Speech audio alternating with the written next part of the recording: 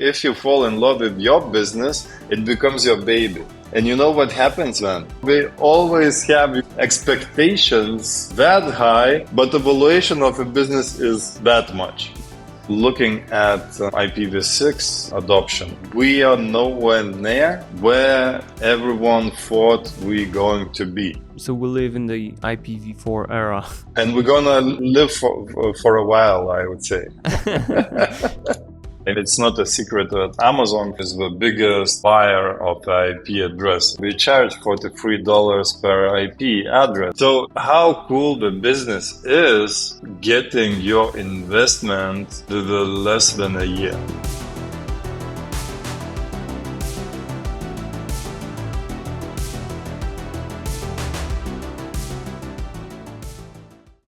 My guest is Vincentas Grinius, CEO and co-founder of IPXO. After 14 years of running his web hosting company, Vincentas and his colleagues came up with a much bigger idea. They founded IPXO, which quickly became the leading automated IP address leasing and monetization platform, surpassing 20 million in revenue within just 4 years. In this episode, we talk about, IP addresses, the evolution of his business, experiences with acquisition, and his perspective on the web hosting market. Vincentas, thank you for joining. So let's start with the basics and your history. Tell us about your career. How did it happen that you are now the CEO of one of the leading IP address marketplace or the leading marketplaces? Yeah, so first of all, Konrad, thank you very much for the invitation. Our podcast became a reality from the last time when we spoke at CloudFest, so it's great. If we will take back a moment on where we are right now and why we are leading or why we are biggest ones with the IPXO and IP leasing market, we should look at the history of our previous company that we were running, which was Heist. And, because we encountered the same problem as many companies encounter, meaning the IP shortage. Our kind of approach was very simple.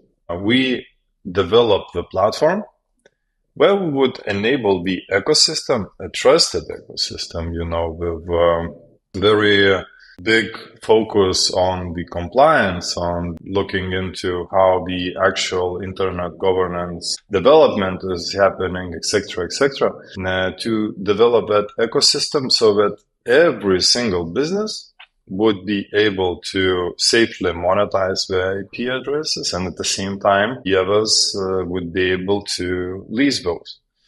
So it was like a straightforward idea that we did in our skunk works, let's put it this way. And we thought, let's move forward.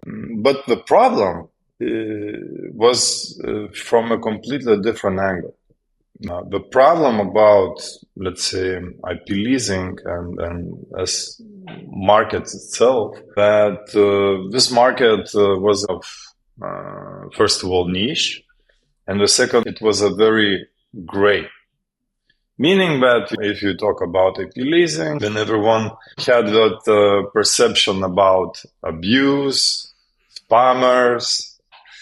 So that's why we thought that, okay, we have to change the face of the actual industry by implementing the same things what I mentioned.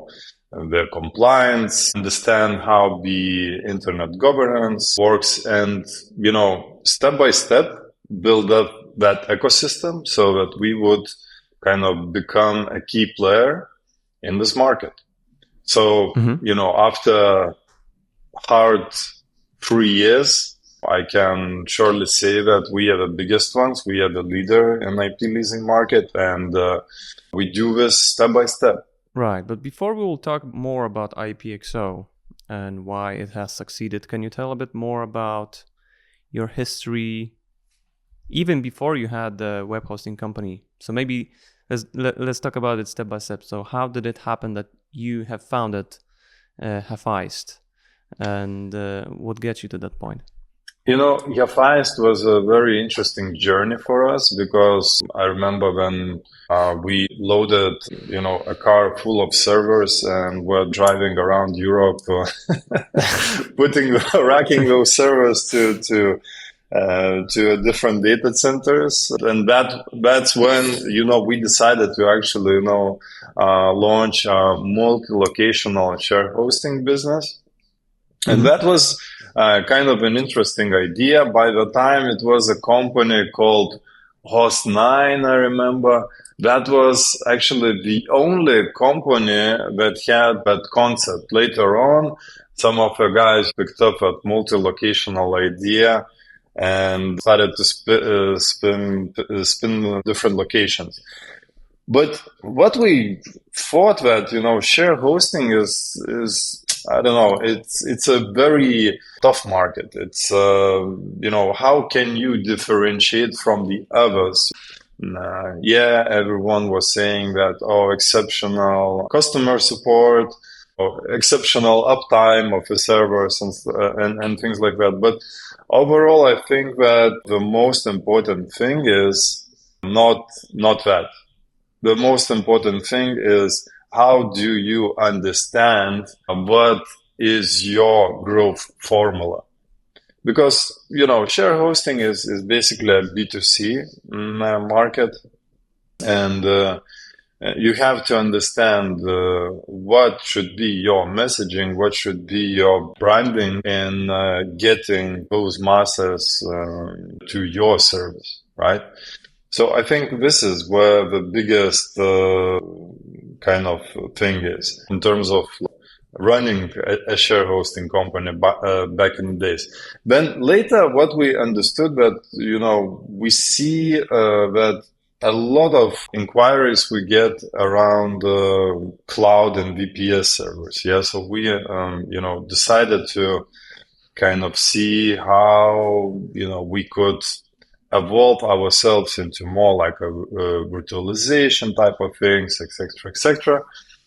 And we started to play with, back in the days, it was like Xen thing. So, oh my God, it's such an old thing. And wow, it's been a long time. It's been a long time. So you've been running Heist since 2008. Yeah, since 2008 we started. So back in the days, we were called Host One Plus, and later on we rebranded. But after like 12 years, we rebranded ourselves to Heist. So on the whole roadmap, we started as a share hosting, then later we evolved as a container and virtualization company, and then we introduced the bare metal type of things, and we rebranded to Heist. But the idea of how we were spinning out the last miles of our business was actually that we want to have customers to have as much customization as possible within their network capabilities, within the infrastructure, and within the IP addresses. So we saw, this service from three different components, basically the infrastructure, IP transit, and IP addresses. Because the history of that was that our customers kind of developed that idea, that concept of how we were back in the days with Heist. So why have you decided to sell it? Well, let me begin from the things that a lot of business owners fall in love with their business. It's a bad thing to do. So you didn't have any love? Well, I mean, you have to enjoy what you do.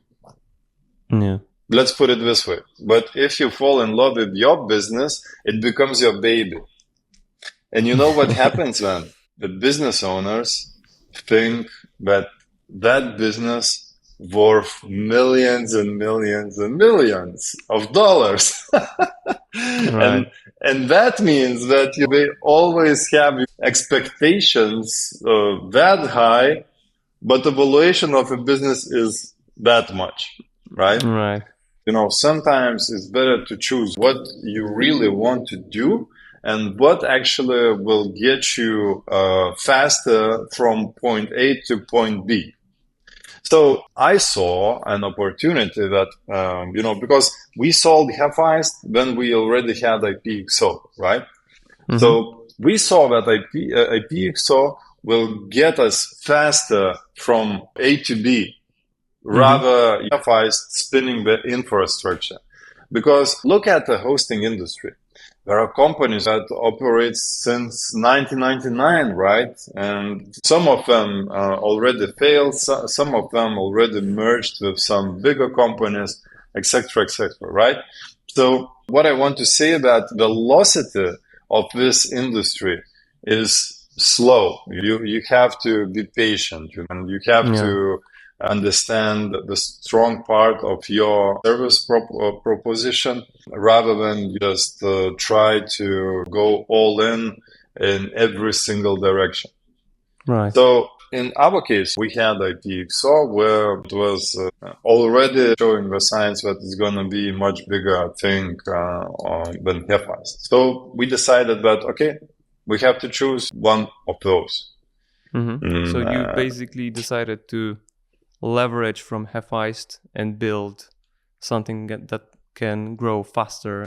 You know what? When we actually received an offer, we hadn't thought about it anyway. The offer came to us, and we thought, well, it's a generous offer. Why not? Let's do that. Okay. So when you were selling, how big was Hephaist at the time? Well, I mean, from the infrastructure perspective, so we had 9 data centers, and we had this good know-how about very niche markets like Brazil, South Africa, Nigeria, because this is where we also had our locations. So from the customer perspectives, Hephaist by the time was a completely B2B infrastructure company, and we had around 2,000 businesses. Okay, so just finishing about Hephaist, what were the challenges when selling the business, or what would you advise to someone who wants to sell their web hosting? What should they keep in mind when preparing for such a deal? There are a lot of things here to consider. First of all, I would say that your finance numbers should be very clear. And you never will be at this point where you are ready to sell the business. It's always comes as a surprise. It always comes as a surprise. For the business owners, they should be fluent on their numbers. And if they show those numbers to the others should understand their numbers as well. So that's one thing. The second thing, if we talk about the infrastructure stack and things like that, the more custom the solution is, the more it's complicated. But there are things to consider.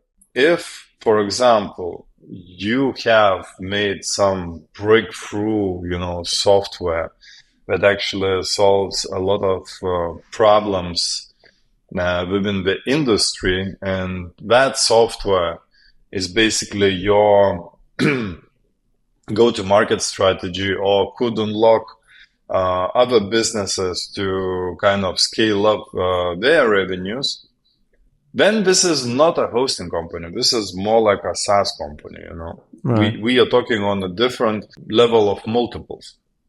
Because hosting businesses, you get max 3x of yearly annual revenue, right? Right, yeah.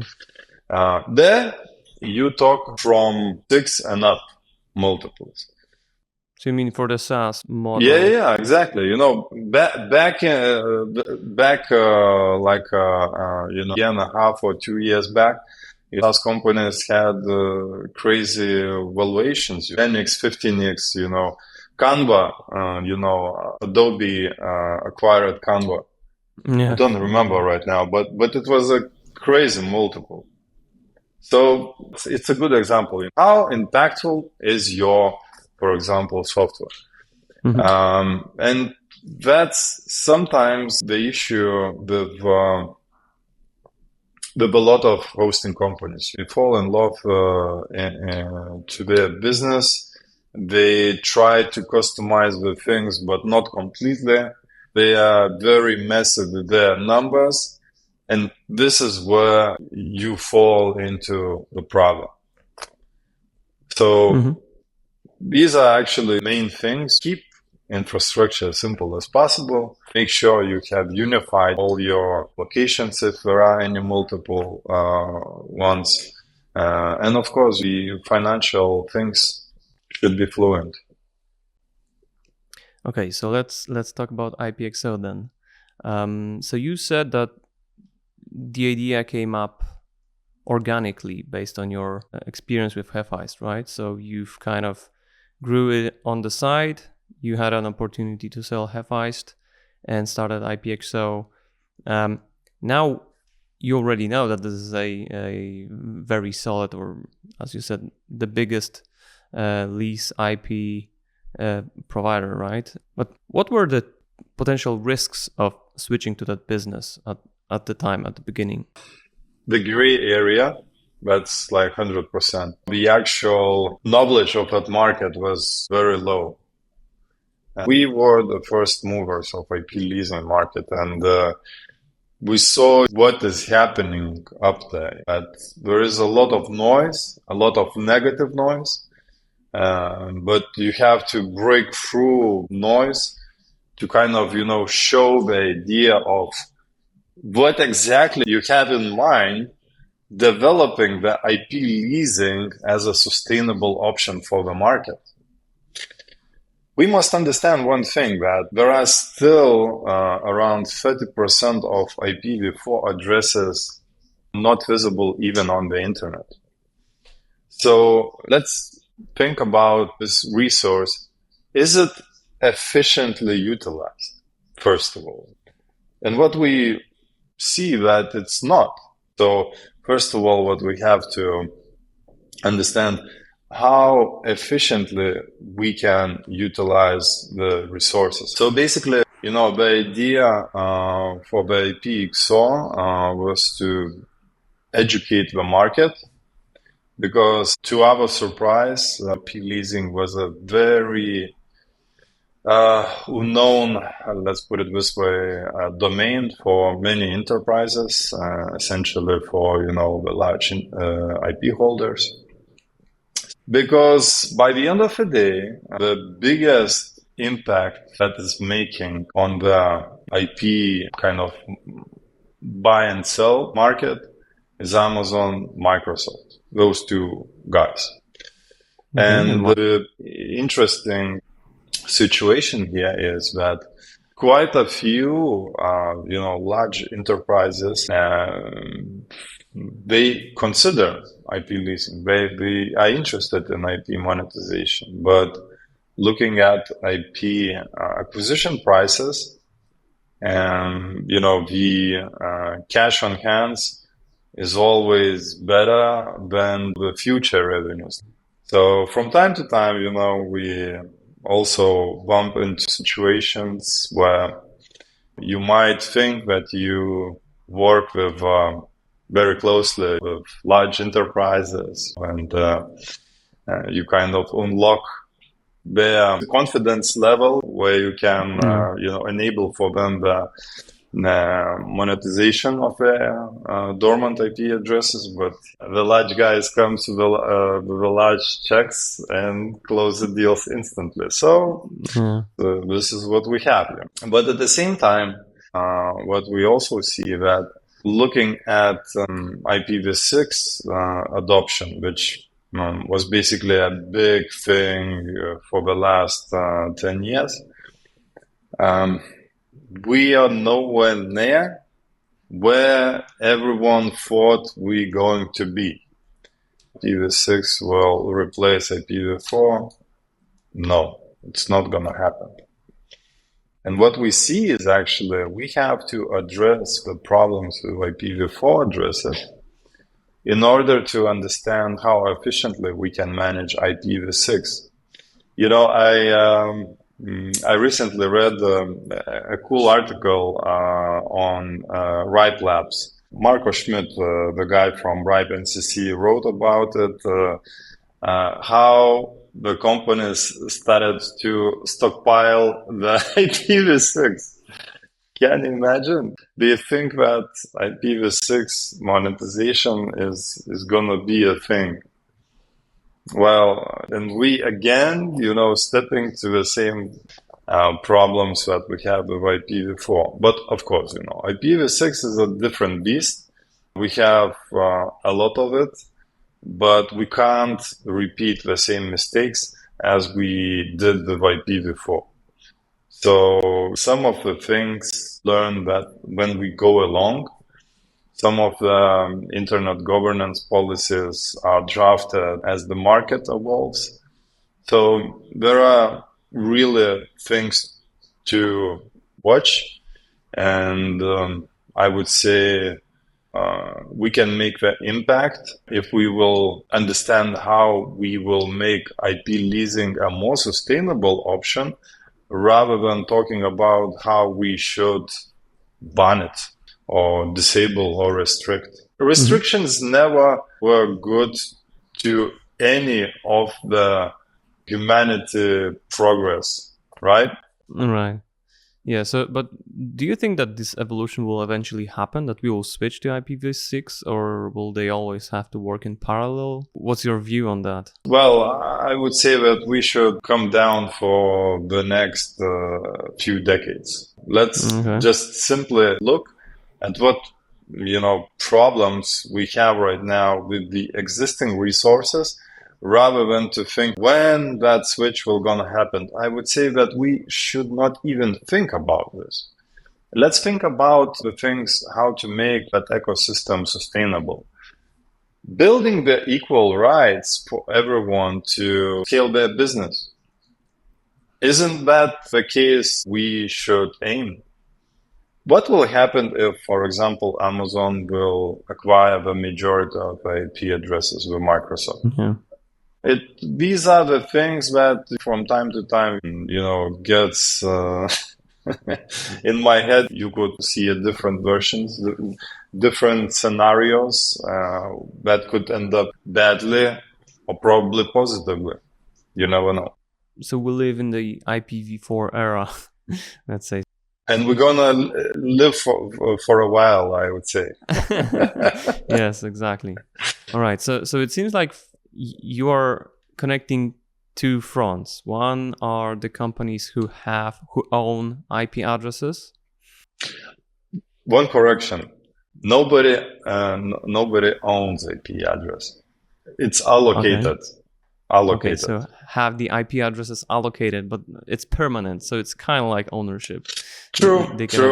Nobody can do anything about that. Exactly. So you connect those guys with the businesses who need IP addresses, right? What's the bigger challenge? Looking for companies who have the rights to IP addresses to lease them, or for the companies who need the IP addresses? I would say currently we have big thing about the supply. We need a lot of supply to kind of fulfill the market needs. Okay. So the need is there. The need is there. And what actually is the biggest obstacle when you have to go through all of the processes, from, bottom to the top, working with large enterprises. And then you actually start working with them. We set the timeline that, okay, we engaged with them. Now it's a year. Right. Yes. A year. It takes a long time. Like solid year, you will work on this case. But you are not sure if you're going to close it or not. But it will take you a year. So the challenge is to convince them that they can actually treat IP address as a commodity and as a way of extra revenue. or what's the challenge? Yeah, it's not a challenge how we're going to treat it, but the challenge is the actual bureaucracy processes inside of a large enterprises. There is a legal department, there is a treasury department, finance, C-suite, Right. revenues, network. So you have like 5 to 7 departments involved. And basically, then you are ending up signing the agreement or MSA with them. But you basically end up working with 30 to 40 people. Okay, that's a mess. So it's definitely a challenge, but at the same time, from a single every single deal, we try to learn something new. And basically, we always ask ourselves, okay, how we can speed up the things, how we can try to shortcut some of the bits and pieces that could be compliant with their policies, internal policies, and stuff like that. Mm-hmm.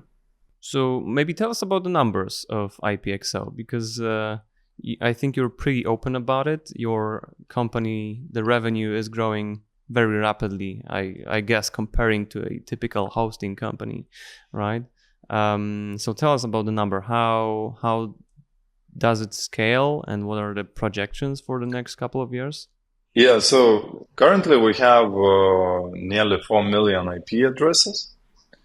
So as the average price is around 50 cents per IP per month. So you can convert what's the gross revenue we make, right? But from the other numbers, how big we are. So currently we connect around more than 1,000 ISNs within the globe. And it's kind of a good number, good indication that every single month we connect more and more networks within IPXO. And we kind of see that this could evolve into some sort of nice community moving forward. And at the same time, I think we are the number one in the world for the ROI issuance.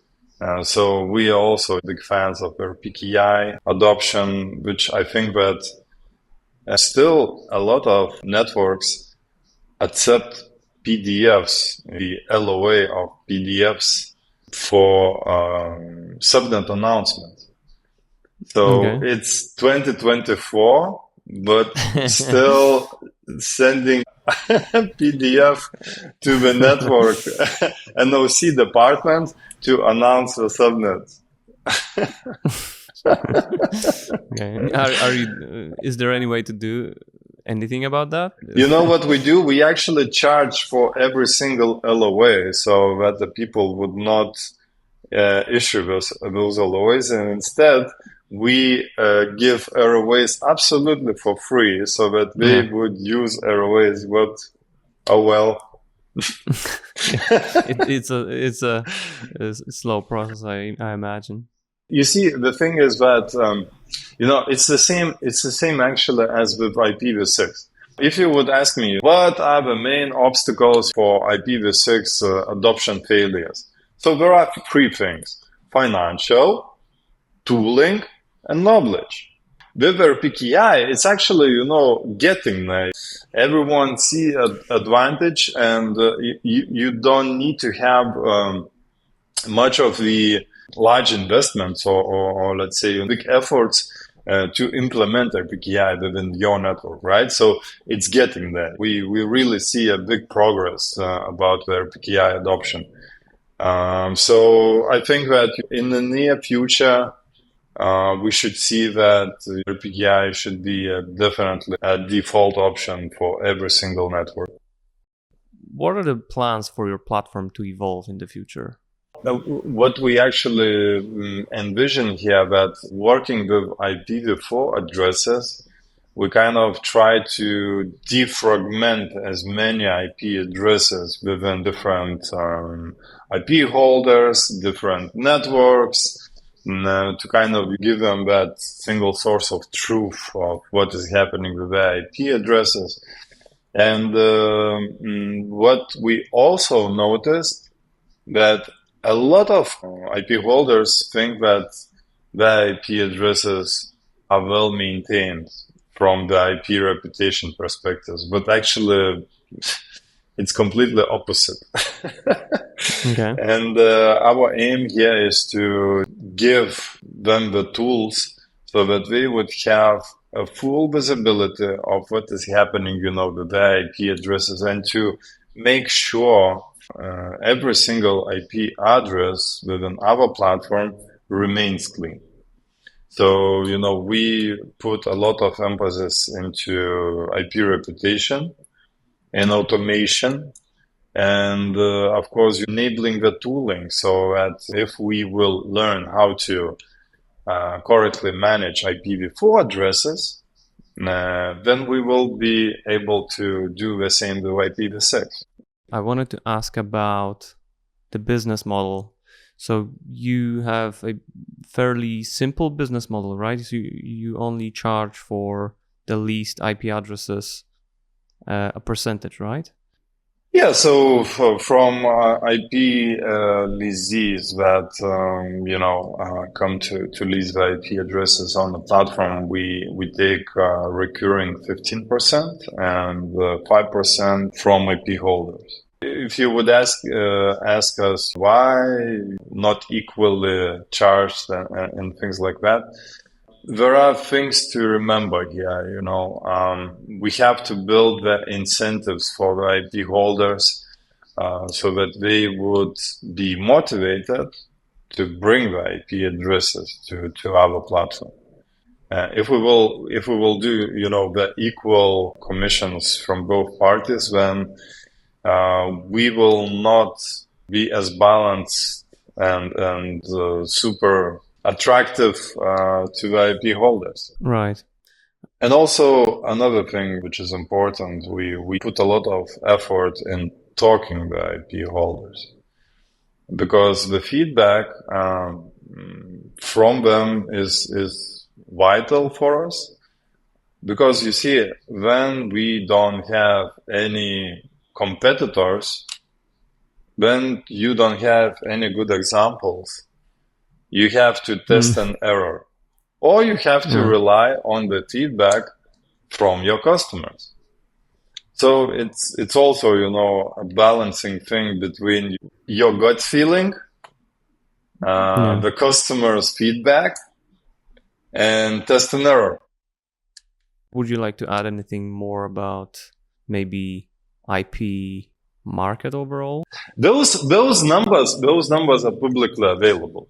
And it's not a secret that Amazon, for example, is the biggest buyer of the IP address. So, and the reason they buy those IP addresses is because, they charge $43 per IP address per year. So how cool the business is getting your investment to the less than a year. Oh yeah. So you basically mean that your biggest competitor is Amazon, to some extent. Actually, I would not say that, but we are in parallel. Okay. Yeah. Okay. Should we also mention the fact that recently one of the biggest IP holders out there, or one of the big IP holders out there, have recognized that IP addresses are actually a commodity? Oh yeah, so Cogent. Yeah, Cogent. Mm-hmm. What's Cogent? Let's start with that. This is really popular IP transit provider among the infrastructure providers. Cogent Communication. They provide the IP transit and IP leasing, and their business basically is pretty straightforward. They either look how to get the eyeball networks that to metro areas, and of course, how they can expand the IP transit services within the data center premises, right? But at the same time, as any other old IP transit provider, we had, those multiple acquisitions. And from those multiple acquisitions, we of course inherited a lot of IP addresses. And it's not a secret that Cogent was monetizing the IP addresses since 2015. So currently we have around 12 million IP addresses that we have monetized. Right, so they are kind of, I would not say the biggest IP holder that monetize IP addresses, because I think that Amazon actually is the biggest company that monetize the IP addresses. But we have a fairly good amount of monetized IP addresses, right? The CEO of Cogent, Dave Schaffer, is a very smart guy. He's very business oriented, very sharp. And he realized that IP monetization is also a revenue stream, right? So why not to put IP leasing revenues, the future of IP leasing revenues, on a secure note and get $206 million at 8% of interest rate, which you will not get anywhere else. Yeah. Okay. So, and I was actually listening to the earning calls and was actually, reading the quarterly reports. They approached it very smart, and they actually helped a lot on getting the IP leasing market as a, newly, I would say, invented market that no one should be afraid of, but it's a stable revenue stream. Like, for example, they also disclosed that they have only a 1% of churn rate, which is a very good number. So it's a very stable and very sticky revenue stream. So for us, thanks to Cogent, I believe that many other telcos and many other companies will follow their example on exercising this type of revenue streams, and probably with the help of IPXO.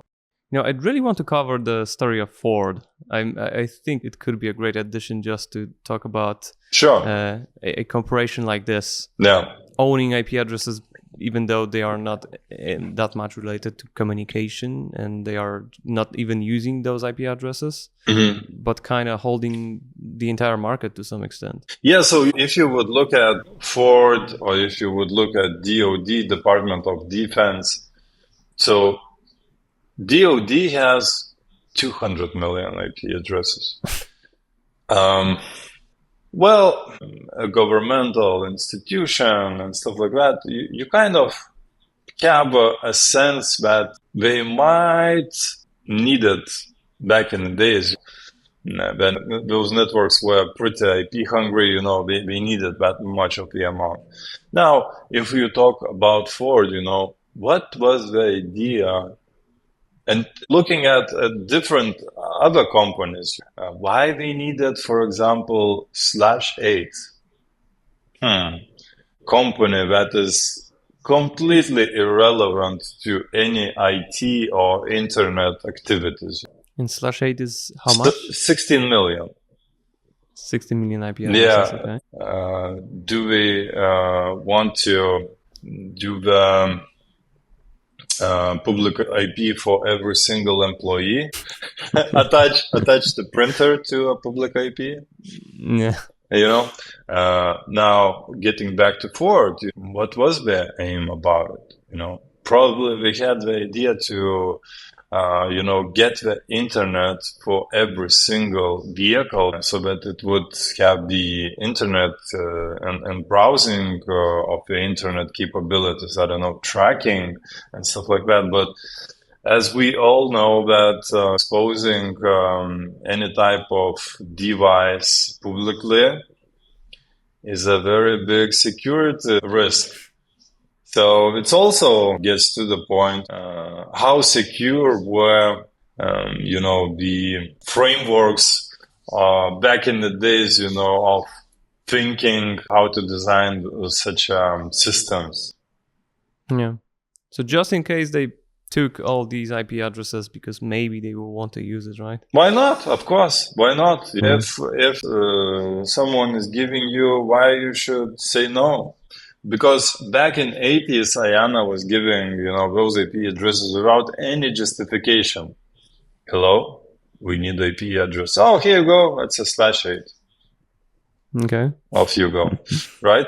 So nobody knew what IPv4 will gonna be worth today.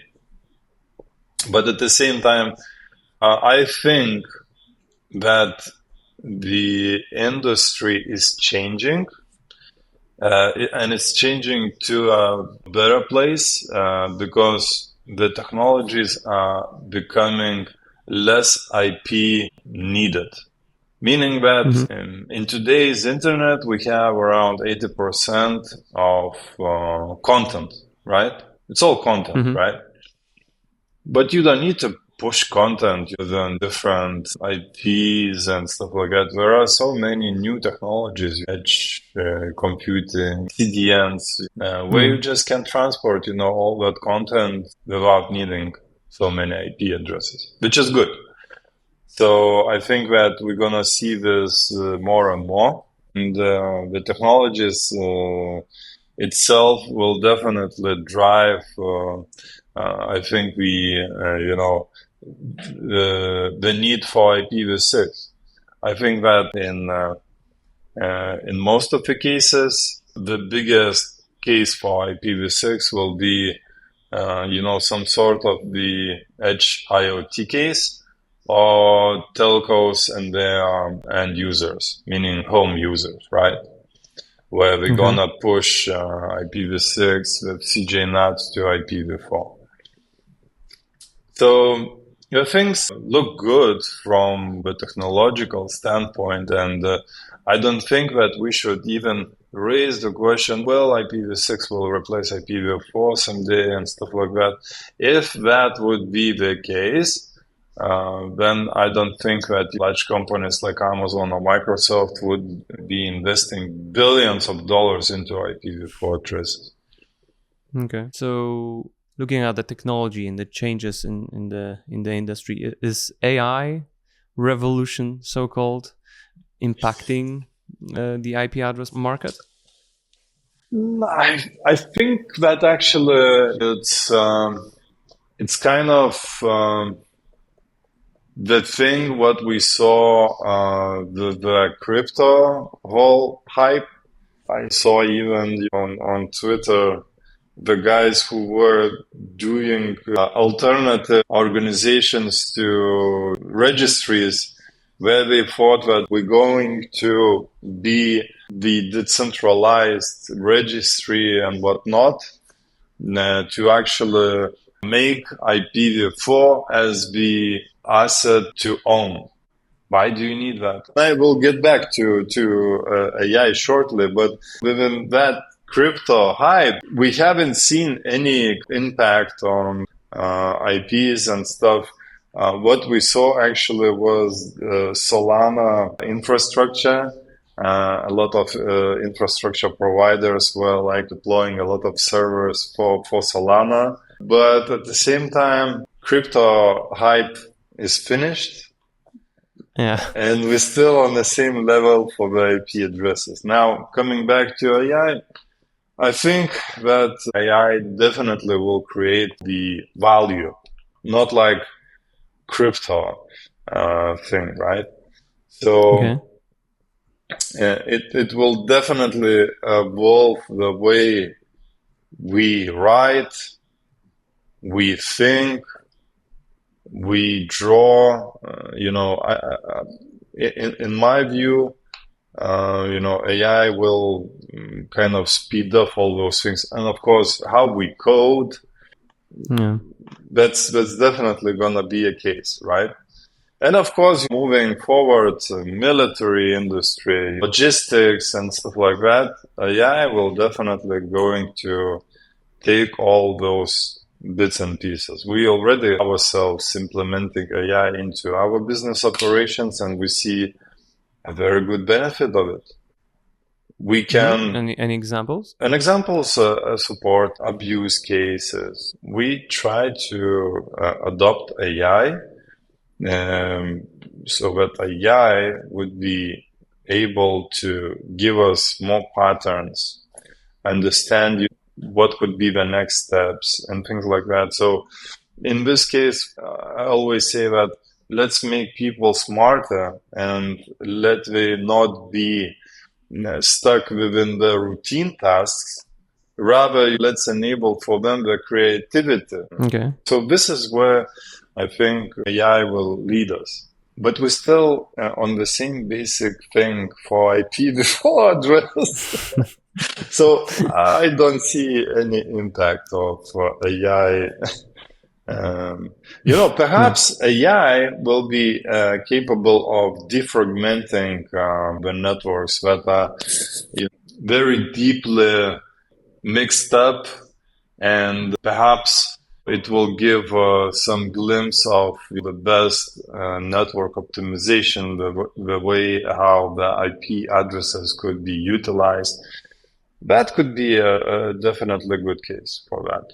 As this is the podcast mostly related to the web hosting industry, so given your view on the market, your experience with the web hosting company, but also providing the IP addresses in some extent, I guess, through the web hosting companies, what do you think might be the future of the web hosting in the next couple of years? It's definitely not gonna be the same as it was. What we see right now where the things are heading to. The first breakthrough was, of course, the WordPress, and how WordPress kind of approached to view that blogging platform the same way as your website, right? Then actually Wix made breakthrough on a website builder things. Then Shopify came and enabled, some other bits and pieces from the e-commerce stuff. So I think that web hosting as such will not exist. And this is what I actually told previously. We should think about, SaaS approach, how we can build the products the way how the business owners could get online as quick as possible. And I speak of quite a few large enterprises that acquired many previous hosting companies back in the days. What we actually envision, and I fully agree with them, is to make sure we have a clear path for the business owners to enable their online presence. So you have a restaurant. What restaurant needs for their online presence? Menu, order online, delivery, payments, right? Maybe some gallery, tables, PPC, right? SEO and stuff like that. If you provide full package of that stuff, that's it. You enable business, the online presence, but at the same time, you solve a problem because back in the days, I remember when the business owner bought the domain name, he was always asking, so where is my website? Yeah. So, yeah. And this is where I see web hosting is going to. Now, from the infrastructure thing, I believe that we are on the edge now where this proposition of move away from hyperscaler and save a lot of money is the case now. And it's a pretty trendy thing. So what I see right now is that a lot of companies actually team up with cost optimization companies within the hyperscaler infrastructure so that they would be able to understand the complexity of how, for example, the infrastructure providers could offer a much cheaper solution for them, but within the same technical stack. I always use Wasabi. Wasabi guys, ex-Amazon guys, understood that they need to launch the alternative to S3 storage. Yeah. They took the same API calls, copied to their service, and made that headline. Everything the same, only 80% cheaper. Genius. Okay. Genius. Mm-hmm. Okay, so finishing up with very general question, but what would be your advice to someone who wants to start their business? Maybe not strictly a web hosting business, but let's say someone who wants to have an impact on the industry. What would be your advice to them? First, of course, you should start from the gut feeling, and later you should start from risk mitigation.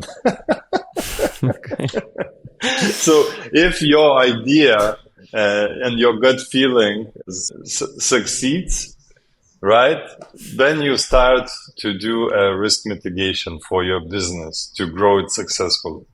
So that's my advice. Okay. I guess that covers it. Thank you, Vincentas, for the interview. It was a pleasure to talk with you and get some insights. And happy to see that your business is rapidly growing. And, after getting out of the web hosting business, you're able to find a niche that's very promising and may grow in the future. So all the best luck.